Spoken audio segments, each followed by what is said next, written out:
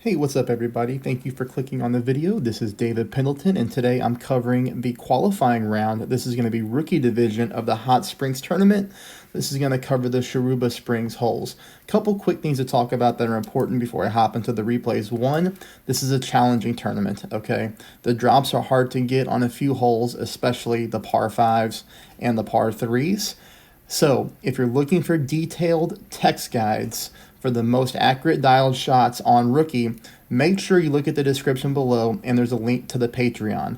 Also, Adam and I have teamed up. Take a look at the description below. If you would like to see these shots performed on a live stream, he will be playing based off these initial shots and looking to dial in the misses. So we're working together. And he's already started on that, which you'll see actually in this video as I have a few shots that he's corrected that I missed. So in recap, there's text guides available for rookie division. The link to the Patreon is in the comments below or in the description below. If you're new to the channel, please hit that subscribe button and please hit that thumbs up. And then let's go ahead and get started on hole number 1. Hole number 1, we're going to play 10% at max with the katana. I like the katana here just simply for the side spin. You're going to see that I'm going to go 3 bars of side spin to the left combined with about 3 bars of top spin. Now, the thing that we have to keep in mind on this hole, anytime we have wind from left to right, this isn't that big of a deal because it's mainly tailwind, but if we were to get crosswind from left to right, we really have to be mindful of the light pole that is on the rough here, because if you adjust into it, you could accidentally hit it, as I've done that before. So keep that in mind on this hole. But you're going to see where I'm setting up at. We set up here, and there's really no issues with the light pole. And we do get ourselves to a good distance in order to try to drop shot number 2, which I do pick up the eagle here.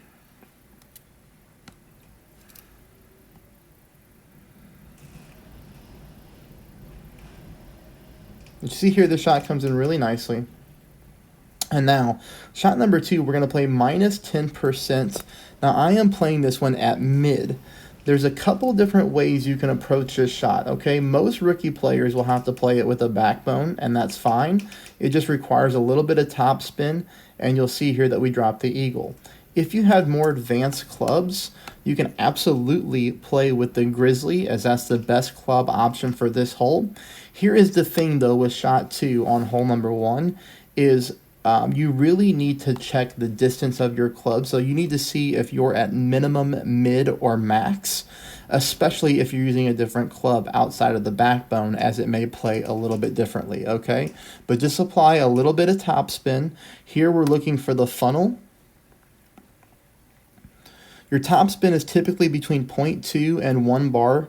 To find the funnel, you see here that I find it with 1 bar. I've got my ball guideline going to the hole. And then here I make my adjustment, and with a perfect ball, it does go in.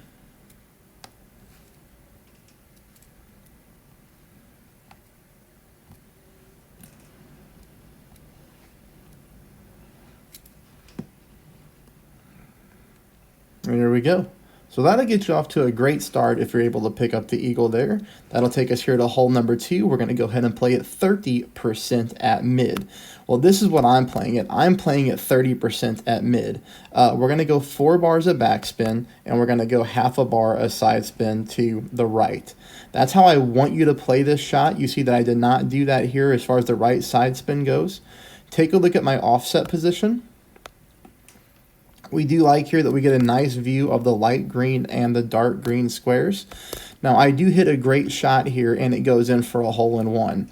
So that tells me that with a great shot to the right, I would have underpulled this shot. I do need to add more spin and more elevation to this approach. I would suggest that you play it 4 back, half right, and probably play it around 40%. But like I said, Adam is also working on dialing in these shots. So make sure that you check out the description below. You check out a link to his channel because he will live stream later on today. If you're already watching this video, maybe it's later on Monday or Tuesday or Wednesday. He's already done the live stream, so you could be able to take a look at a perfect ball here on hole number 2. But either way, you're going to be very close. This is going to take us to hole number 3. I'm going to show you a couple different ways that you can approach hole number 3, and it's really going to depend on your club level and ball selection. You can either go with a P3 ball, so you can go Titan Kingmaker, or you could bump up to a Power 5 ball to give yourself the best chance to drop the eagle. Either way you want to go is up to you. This is one way you can approach the drive. You can go for the bounce over shot, which you're going to see right here.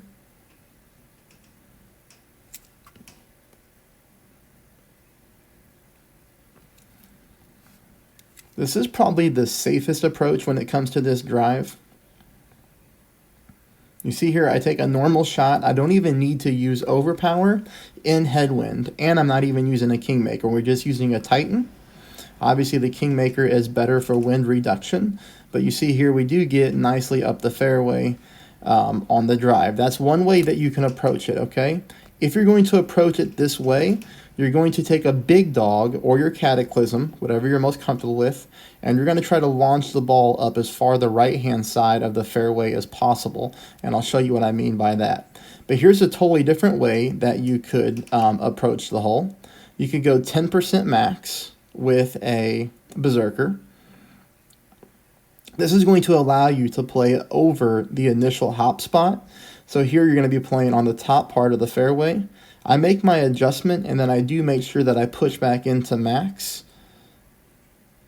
And then here you're going to see we're going to go with a ton of OP and half a ball to curl to the right.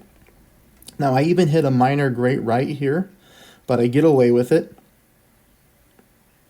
You'll see what I mean. I clip the rough and I roll out. Obviously, if I don't clip the rough there, I roll out, I get a lot more yards on my drive, probably over 400 yards, which will make that easier, all right? Now, this is going to be with the Berserker, but like I said, on my original drive with the Titan, if you're doing that, you're going to take this same approach here for the second shot. We're just trying to launch this ball up as far up on this fairway as possible, and then getting to the left-hand side. Obviously, there you can see my ball guidelines going into the rough. There's no adjustment at all for elevation. We're just using left curl to try to make sure that we stay out of the rough on the right-hand side. There are 2 par 5s on this course that are long and a little bit tricky. So, you know, that's going to be crucial that we can try to pick up these eagles, so because some opponents might pick up the birdie. Like I did here, this shot does play at 20% max. You can see that I have my end-bringer. I'm going with no spin. In the headwind here, I'm just making sure that my ball guideline is bouncing into the hole. It's just unfortunate that I hit a great shot. Because of the great shot, the ball does not drop in, but you would see here that with a perfect ball, it would go into the hole. Now, I do have 2 more replays of this hole to show you a different way to go, and these are going to be Adam's shots. I told Adam that I was struggling finding good drops in the tournament when I was on about hole 6. So he hopped on and started playing as well, and we were just kind of working together as a team. Now, if you get really good distance on the drive like you see Adam did here, it doesn't look like he clipped the rough and roll out. That is going to allow you to take an aggressive approach. Again, with the big dog, you're going to go full top. He's going 2 bars of side spin to the right, and you can see here that he's stretching up to max to see if he can get his ball guideline onto the fairway, which he can. Now, again, this is a very, very aggressive route. There's going to be very few players in rookie who are able to go after a shot like this. But if you have the club power, and again, if you have the Power 5 ball, you can take a shot like this. And obviously, if you're a money ball player, Power 5 with higher wind resistance will give you an advantage. You can see here, he clips the rough. He has no problem rolling out onto the fairway, which is going to leave him a short shot to try to pick up the eagle here. As far as adjustments go, doesn't look like he went with any adjustment. It looks like he just went ahead and offset the ball into the left-hand side of the pin, and then he hits a perfect shot, which you'll see here, and then the ball goes into the hole. So hole number 3, spent a lot of time on it, but I think it's an important hole to pick up an eagle on because, again, it's tough. No matter what skill bracket you're in, there will be opponents who pick up birdie on that par 5. So if you get the eagle, you're in really good shape. All right, hole number 4, 20% at mid. This is, again, a difficult hole here. This one's a difficult one to dial in, a hole-in-one. You're going to see here I'm going to go with about 4.9 bars of backspin, and then I'm just moving the target around until I can try to find myself a consistent landing spot. Can't really do it with that much backspin, so I have to back up the backspin a little bit, take a little bit off of it. So I go 4.5. With 4.5, now I can move the target and get a better looking ball guide line. I'll zoom in here to show you where I am aiming at, which you'll see right here. You know, if you have a better play on this hole, I would love to hear from you in the comments, and then I can talk you through how to send it to me so that maybe I can work on this wind angle if we ever get it in another tournament. But you'll see here, the shot is on target, but of course, it's coming in pretty heavy with the bounce there, hit the pin, and just drop. As of right now, we're just taking this one as a birdie, but again, we have a good solid community here. If you've got something that works consistently, I don't mean just one time, but if you got 2 or 3 accounts, or you got a clan that's putting shots together, and you guys have a really good consistent play on this hole, again, we'd love to hear for you, but also check out how Adam is going to play it as well, because he has a different approach. Okay, here, this one gives us a really, really good chance for an eagle. And I promise you, a lot of opponents will not pick it up. We're going to go with a quarterback just to make it the drive accurate and consistent. You're going to see here that for me, I am setting up at the +8 yard mark with the katana. So I'm taking 2 yards off of max. Just in case I pull into headwind, this will allow me to not pull into overpower. You notice the 4 bars of top spin, 3 bars of side spin to the right. Here I'm taking a normal shot with no curl. I want you to bring your Goliath to the second shot, okay? The Goliath is going to be played the second shot as we're going for a rough bump. And like I said, it's a really good chance here. -5% at mid. Now, when you take a look at this shot, I played this shot -15% at mid, okay? -15% is what I played it, but I want you to play it -5% at mid. And then with the Goliath 8 here, you're able to get a really good ball guide line. Any Goliath lower, your ball guide line is going to be short of pin, so don't put a crazy amount of top spin on it because your ball guide line won't be as true as mine. But you're going to see here that I apply half a bar, I apply a little bit over 3 bars of top spin and then about 0.3 bars of side spin to the left. And you'll notice here I've got the ball guide line going to the pin, just like that.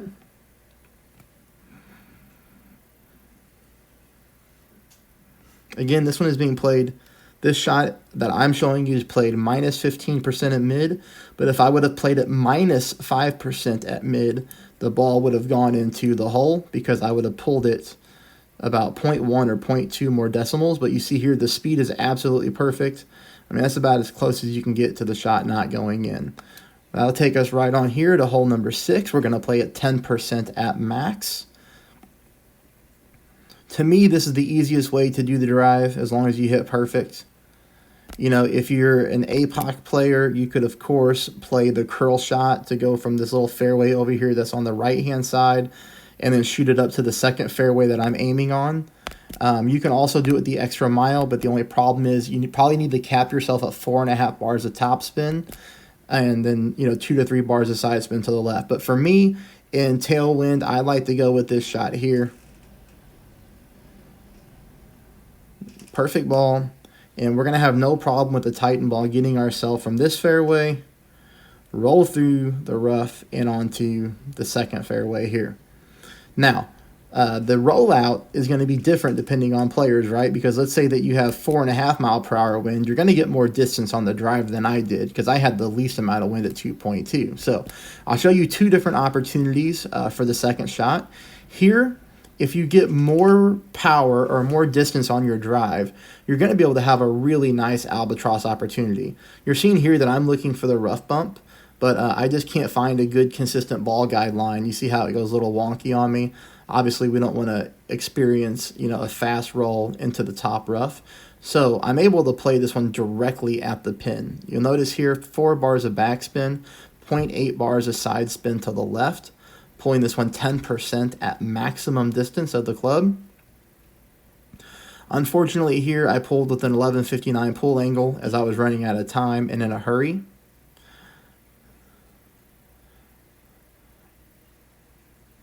And then I miss this one to the left. I feel like if we pull it straight, you're going to have a really good chance to drop that ball into the hole.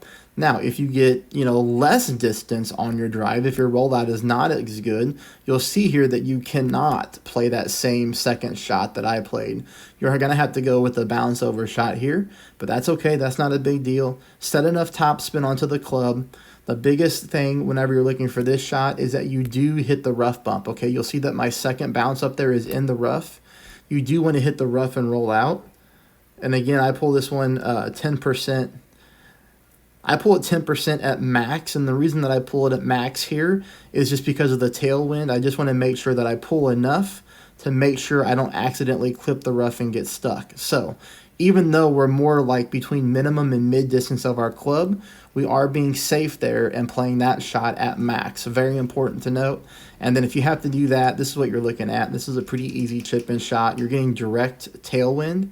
It couldn't be any easier to drop. All you do is max top spin, put the ball guide line through the center of the cup, and then you're good to go, as you see right there.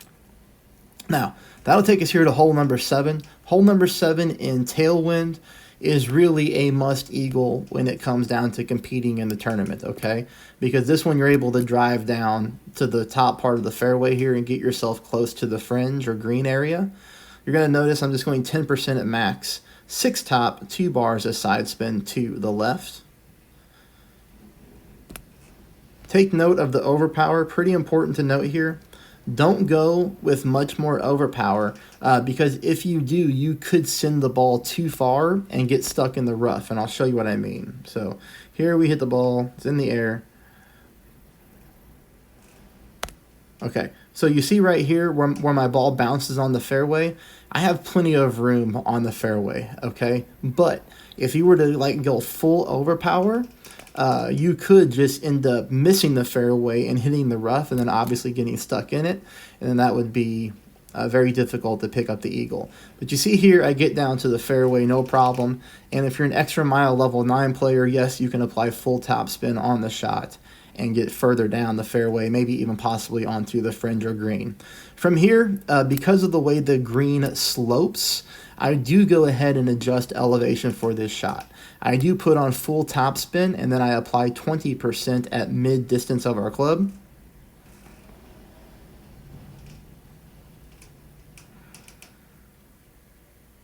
So I am being accurate on this shot. Normally I'm just a full topspin player, point and shoot when it comes to these.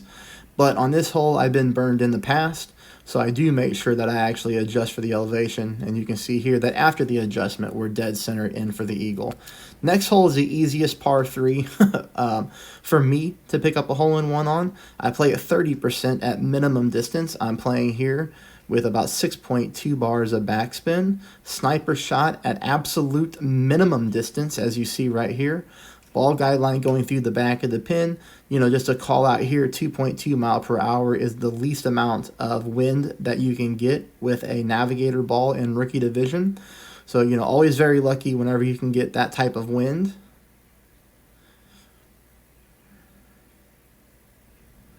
And here we hit a perfect shot, and it's going into the hole. Again, if you are looking for text guides, the link to the Patreon is in the description to this video below.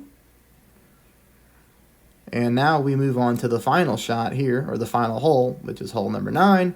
And we're going to go ahead and play with a big topper. Now, I'll talk you through this one as well, because if you're a higher level club player or you want to use better balls, you can take a power 4 or a power 5 ball and completely go over the rough and aim on the second top part of the fairway here. The more distance and the more right-hand side of this fairway that you can get, the better off that you are. It will actually allow you to take a shot directly at pin for an albatross opportunity. With this being a qualifying round, I'm not playing that shot this time. I'm just playing the easy drive that anybody can do. This is the big topper approach. You can see here the yellow ring right there on the rough line.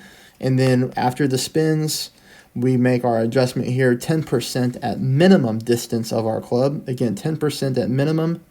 Another thing that you don't want to do is you don't want to overpower the shot, because again, you could accidentally clip the rough and then you are in complete danger of picking up a birdie or possibly a par on this hole.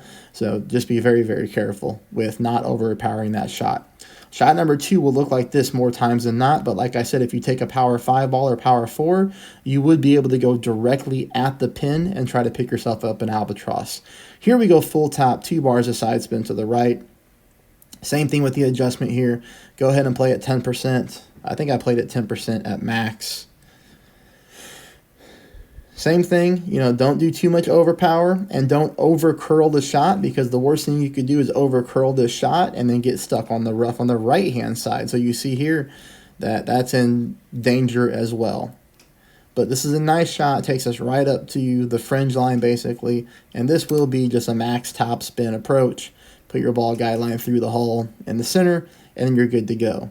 Challenging course. I hope you all do very well on it. I'd love to hear from you in the comments section below. This is going to wrap up rookie, and I'll start to work on pro next. Thanks, everybody. I hope you have a great Monday.